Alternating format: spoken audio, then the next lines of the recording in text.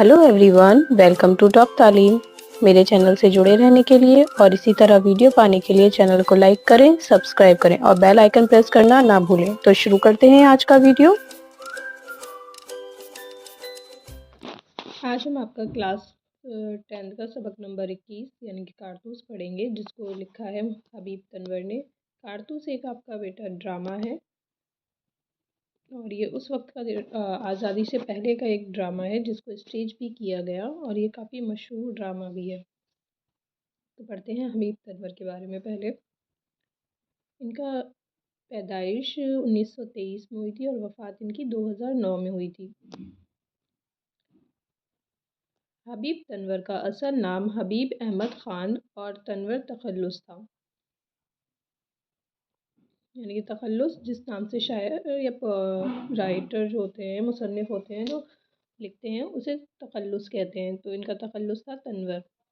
अदबी और सकाफ़ती दुनिया में वो हबीब तनवर के नाम से जाने जाते थे। नागपुर यूनिवर्सिटी से बीए करने के बाद ऑल इंडिया रेडियो में मुलाजिम हो गए। इब्तिदा में उन्होंने फ़िल्म, गीत और मकालमे लिखे, यानी कि शुरुआत में उन्होंने सिर्फ क्या लिखे, फ़िल्में और गीत लिखे थे। फिर कदर ज़्यादी के हिंदुस्तानी थिएटर में शामिल हो गए। लंदन और जर्मनी में ड्रामे की तकनीक में महारत हासिल करी। पहले वो हिंदुस्तानी थिएटर में शामिल हुए और उसके बाद जर्मनी में ड्रामे की तकनीक में महारत हासिल करी। उन्होंने बहुत से उर्दू ड्रामे लिखे जिन्हें बहुत से मशरक़ी और मगरबी इलाक़ों में स्टेज किया गया, यानी कि वो स्टेज पे भी परफॉर्म हुए। इनमें सात पैसे,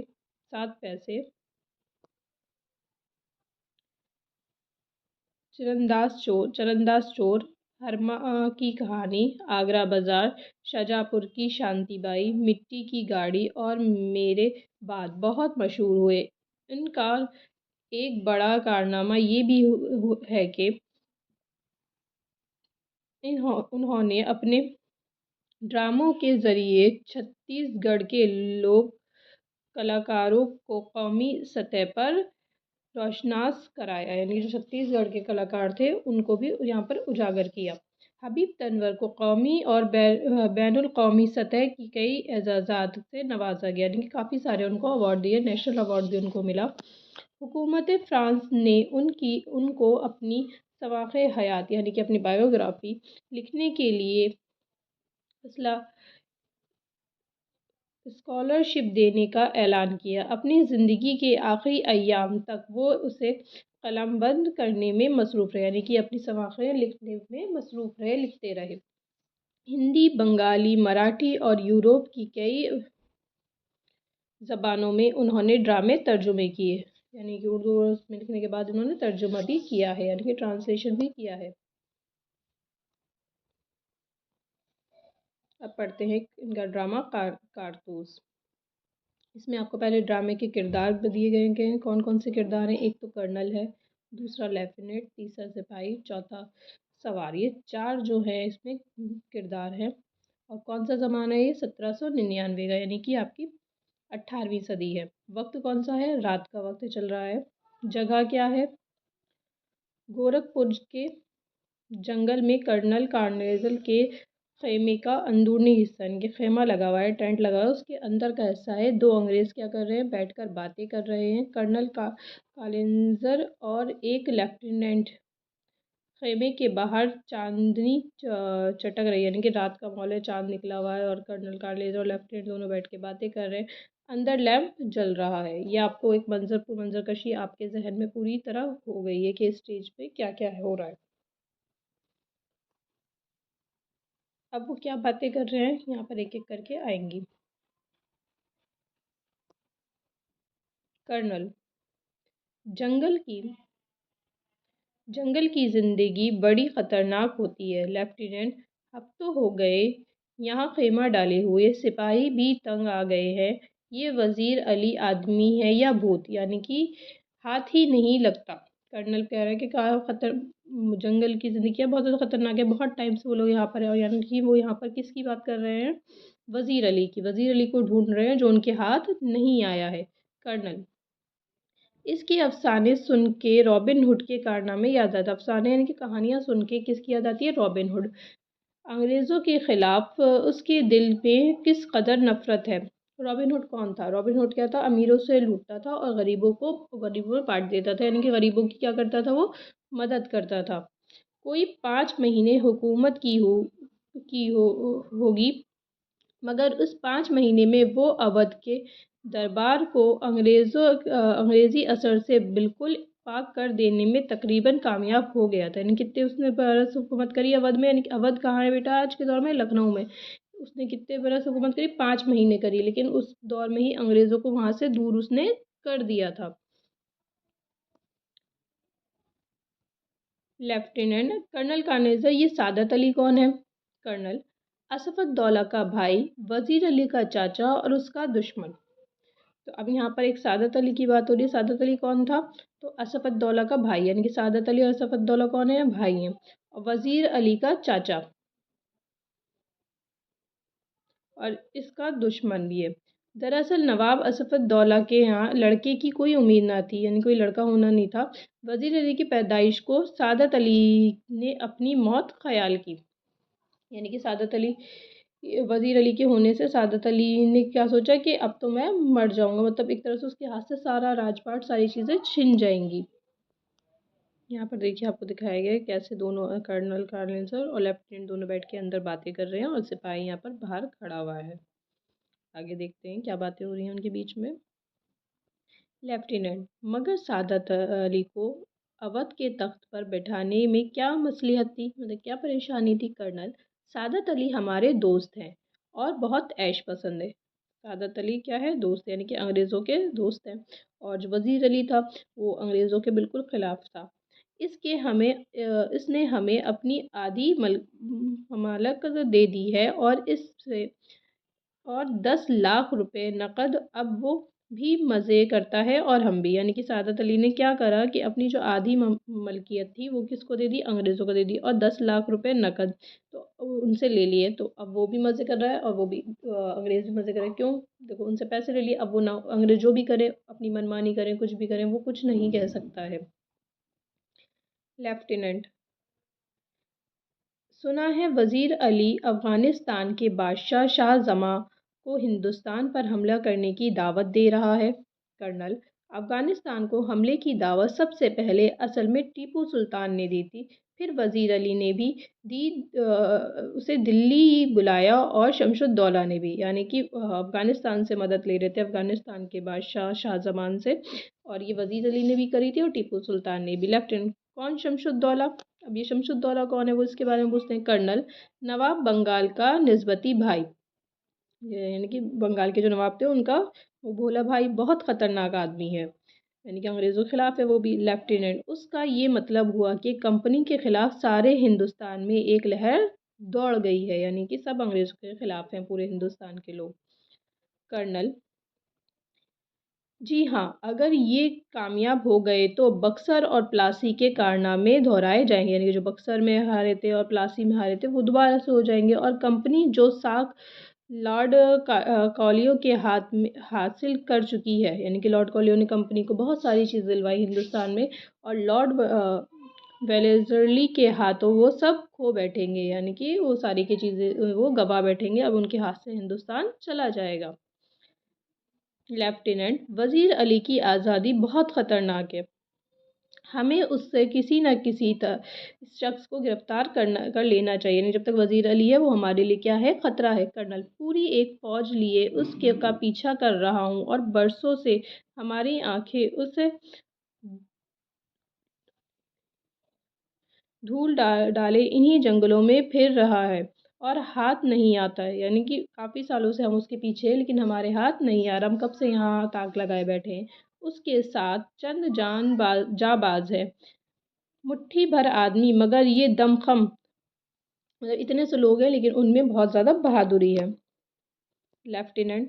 سنا ہے وزیر علی ذاتی طور سے بہت بہادر آدمی ہے، یعنی کہ جو ایک پرسنل ہے وہ ایک ایز اے شخص وہ کیا ہے؟ بہت زیادہ بہادر ہے. کرنل. بہادر نہ ہوتا تو یوں کمپنی کے وکیل کو قتل نہ کر دیتا. وہ بتا رہا ہے کہ اس نے ایک کمپنی کا جو وکیل تھا اس کو قتل کر دیا، بہادر تھا تبھی کیا۔ لیفٹیننٹ، یہ قتل کا قصہ کیا ہے کرنل؟ کرنل، قصہ کیا ہوتا؟ وزیر علی کو معزول کرنے کے بعد ہم نے اسے بنارس پہنچا دیا اور 3 لاکھ روپے کا سالانہ وظیفہ مقرر کیا۔ تو اب وزیر علی کو معزول کے لیے گرفتار کر لیا اور ان کو بنارس پہنچا اور کیا کہا، 3 لاکھ روپے آپ ہمیں سالانہ وظیفہ مقرر کریں گے۔ کچھ مہینے بعد گورنر جنرل نے اس کو کلکتہ طلب کیا۔ وزیر علی کمپنی کے وکیل کے پاس گیا جو بنارس میں رہتا تھا، اس سے شکایت کی کہ گورنر جنرل اسے کلکتہ میں کیوں طلب کرتے ہیں، کیوں بلا رہے ہیں۔ وکیل نے شخصیت کی پرواہ نہ کی، الٹا اسے برا سنا دیا، یعنی کہ وزیر علی کو بہت برا سنایا۔ وزیر علی کے دل میں یوں بھی انگریزوں کے خلاف نفرت تھی، وزیر علی تو انگریزوں سے نفرت کرتا تھا اور اوپر سے اسی نے برا سنایا، تو اس نے خنجر سے وکیل کا کام تمام کر دیا، یعنی کہ وکیل کو اس نے مار دیا لیفٹیننٹ، اور بھاگ گیا۔ کرنل اپنے جان نثاروں سمیت اعظم گڑھ کی طرف بھاگ گیا۔ کدھر بھاگا اپنے جان نثاروں، یعنی کہ اپنی پوری خاندان کے ساتھ وہ اعظم گڑھ کے حکمرانوں نے ان لوگوں کو اپنے حفاظت میں گھاگھر تک پہنچایا۔ کہاں پہنچایا حفاظت کر کے؟ گھاگھر۔ اب کارواں جنگلوں میں کئی سالوں سے بھٹک رہا ہے، یعنی کہ وہ ابھی بھی جنگل میں ہی ہے۔ لیفٹیننٹ، مگر وزیر علی کی اسکیم کیا ہے، وہ کیا چاہتا ہے؟ کرنل، اسکیم یہ ہے کہ کسی طرح نیپال پہنچا جائے، افغانی حملے کا انتظار کرے، یعنی کہ اس نے افغانی جو بادشاہ سے مدد مانگی ہے اس کا، اپنی طاقت بڑھائے، سعادت علی کو معزول کرے، یعنی کہ اس کو کمزور کر دے، اور خود اودھ پر قبضہ کر لے اور انگریزوں کو ہندوستان سے نکال دے، یعنی کہ پوری اسکیم اس کی یہ ہے کہ انگریزوں کو یہاں سے ہندوستان سے کسی بھی طرح بھگایا جائے۔ لیفٹیننٹ، نیپال پہنچا تو ایسا مشکل نہیں، ممکن ہے پہنچ گیا ہو، یعنی کہ وہ اندازہ لگا رہے ہیں کہ اتنا مشکل بھی نیپال پہنچنا، پہنچ بھی سکتا ہے۔ کرنل، ہماری فوجیں نواب سعادت علی خاں کے سپاہی بڑی سختی سے اس کا پیچھا کر رہے ہیں، یعنی کہ سعادت علی کے سپاہی اور انگریزوں کے سپاہی دونوں مل کے کر رہے ہیں۔ ہمیں اچھی طرح معلوم ہے کہ وہ ابھی جنگلوں میں ہی ہے، یعنی کہ انہوں نے اتنا پتہ لگا لیا ہے کہ وہ ابھی جنگل سے نہیں نکلا ہے۔ ایک گورا سپاہی تیزی سے داخل ہوتا ہے، انگریز آتا ہے اور گورا سپاہی کیا کہتا ہے، سر۔ کرنل اٹھ کر، کیا بات ہے؟ گورا سپاہی، دور سے گردہ اٹھتی دکھائی دے رہی ہے، گردہ یعنی کہ دھول آ رہی ہے۔ کرنل، سپاہیوں سے کہہ دو تیار رہے، یعنی کوئی حملہ کرنے بھی آ سکتا ہے۔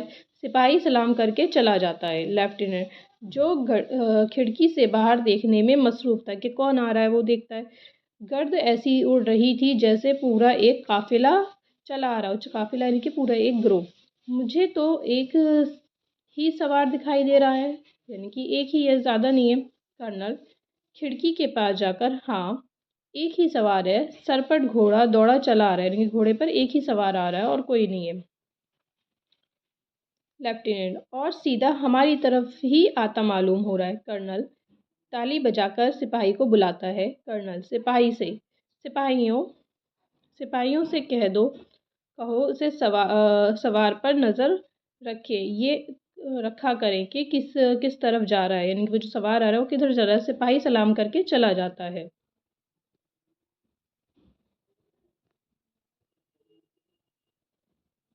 لیفٹیننٹ، شبہ کی کوئی گنجائش نہیں، تیزی سے وہ اسی طرف آ رہا ہے، یعنی کہ اب ہم کوئی اس میں وہ نہیں ہے، دو رائے نہیں، وہ ادھر ہی آ رہا ہے۔ ٹاپوں کی آواز بہت قریب آ کر رک جاتی ہے، ٹاپوں یعنی کہ گھوڑوں کے پیروں کی آواز۔ سوار باہر سے، مجھے کرنل سے ملنا ہے۔ گورا سپاہی چلا کر، بہت اچھا۔ سوار ابھی آہستہ بولو بھائی، آہستہ بولو۔ گورا سپاہی اندر جا کر، حضور سوار آپ سے ملنا چاہتا ہے۔ کرنل بھیج دو۔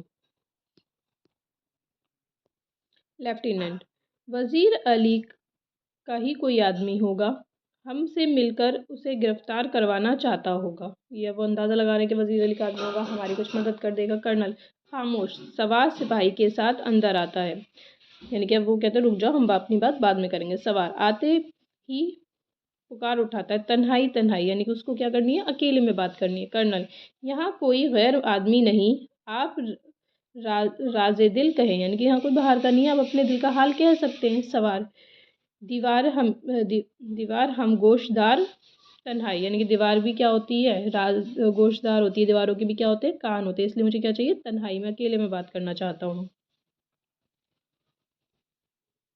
कर्नल लेफ्टिनेंट से और सिपाहियों का इशारा करता है, दोनों बाहर चले जाते हैं। जब कर्नल और सवार खेमे में तनहा रह जाते हैं तो ज़रा वक्फा के बाद सवार चारों तरफ देखकर कहता है, यानी कि वो सब दोनों को बाहर भेज देता है और वो भी सिपाही, वो सवार जो आया था वो भी दोनों तरफ देखता है, फिर अपनी बात कहता है। सवार, आप ने इस मकाम पर क्यों खेमा डाला है? कर्नल, कंपनी का हुक्म है कि वजीर अली को गिरफ्तार किया जाए।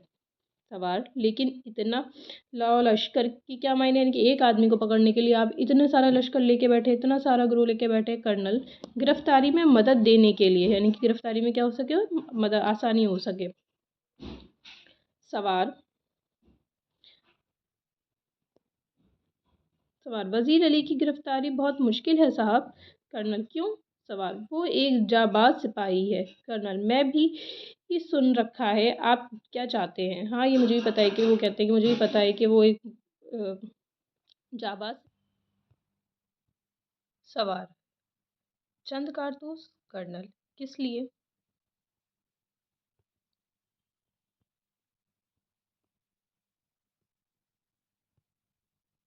सवार, वजीर अली को गिरफ्तार करने के लिए। कर्नल, वाह, ये लो 10 कारतूस। सवार मुस्कुराते हुए, शुक्रिया, यानी कि वो उसको कारतूस दे देता है, गोलियां। कर्नल, आपका नाम? सवार, वजीर अली, आपने मुझे कारतूस दिए हैं इसलिए आपकी जान बख्श करता हूँ, यानी कि वो शख्स खुद कौन था? वजीर अली था, जिसकी तलाश में इतने वक्त से अंग्रेज़ और सादत अली के लोग उसको ढूंढ रहे थे और वो इनके खुद के खेमे में आ गया था। ये कहकर बाहर निकल जाता है। टापों का शोर सुनाई देता है, यानी कि घोड़े पे बैठता है। कर्नल सन्नाटे में हक्का बक्का सन्नाटे में हक्का बक्का खड़ा लेफ्टिनेंट अंदर आ जाता है। वो कर्नल खड़ा रह जाता है। लेफ्टिनेंट, कौन था? कर्नल तभी जबान में अपने आप से, एक जाबाज सिपाही। कौन था? एक जाबाज सिपाही, यानी कि वो उनसे वहीं आके, उन्हीं के खेमे में आके उनसे ही कारतूस लेके चला जाता है और पर्दा गिर जाता है, यानी कि पर्दा बन जाता, गिर जाता है और स्टेज बंद हो जाती है, ड्रामा ख़त्म हो जाता है। अब इसके अल्फाज मायने देखते हैं। खेमा, तंबू या टेंट। जाबाज, बहादुर। मसलिहत, हिकमत या फलासी। साख, नेकनामी, एतबार। माजूल, तख्त या गद्दी से उतारा हुआ। देवर हम गोशदार, दीवार के भी कान होते हैं। ममलियत, हुकूमत, सल्तनत। राजे दिल, दिल की बात या भेद। वक्फा, मोहलत, थोड़ी सी देर। लौ लश्कर, फौज और उसका साजो सामान। अब इसके सवाल और जवाब देखेंगे। पहला सवाल है, वजीर अली के कारनामे सुनकर किसके कारनामे याद आते हैं? जवाब, वजीर अली के कारनामे सुनकर रॉबिन हुड के कारनामे याद आते हैं। सवाल नंबर 2, सादत अली को अंग्रेज़ों ने अवध के तख्त पर क्यों बिठाया? सादत अली असफत दौला का भाई था और सादत अली अंग्रेज़ों का दोस्त था, इसीलिए उन्होंने सादत अली को अवध के तख्त पर बिठाया और सादत अली ऐश पसंद था, अपनी आधी ममलिकत और 10 लाख रुपए हुकूमत के बदले अंग्रेज़ों को दे दिए थे। सादत अली कैसा आदमी था? सादत अली एक ऐश परस्त और नाकारा आदमी था। सवाल नंबर 4, कर्नल से कारतूस मांगने वाला सवार कौन था? तो कर्नल से कारतूस मांगने वाला सवार वजीर अली था। अब ये जमा की वाहिद और आपको वाहिद की जमा बनानी है। तो पहले जमा की वाहिद देखेंगे हम। शिकायत, शिकायत। अफवाज, फौज। सलातीन, सल्तनत। जंगल, जंगलात। वजीफ़ा, वज़ाइफ। वज़ीर, वज़रा।